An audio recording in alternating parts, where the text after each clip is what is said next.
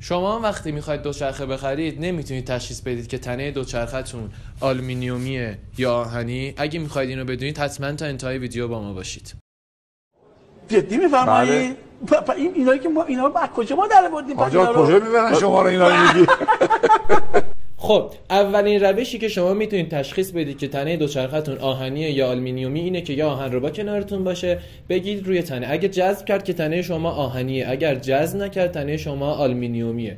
و دومین روشی که شما میتونید تشخیص بدید، یه لحظه بیاید جلو، شما میتونید از روی جای جوشی که روی تنه دوچرخه‌تون هستش تشخیص بدید که آهنی یا آلومینیوم. جای جوش دوچرخه‌های آلومینیومی اینجوری درشت میشه، جای جوش دوچرخه‌های آهنی اینجوری ریز میشه. شما اینجا میتونید تشخیص بدید. سومین روشی که شما میتونید تشخیص بدید اینه که یه لحظه بیان اینجاش هم بگید، از جای تنه دوچرخه‌های آهنی ببین اینجا جای شارژمانش یه دست میشه، یه تیکه میشه. جای شارژمان دوچرخه‌های آلومینیومی اینجوری دو تیکه میشه، یعنی گوشواره داره. این راحت ترین روش هستش که شما میتونید تشخیص بدید که تنه دوچرخه‌تون آهنیه یا آلومینیومی. خیلی ممنون از اینکه تا انتهای ویدیو با ما همراه بودید. امیدوارم که این آموزش به کارتون اومده باشه. خیلی مخلصیم.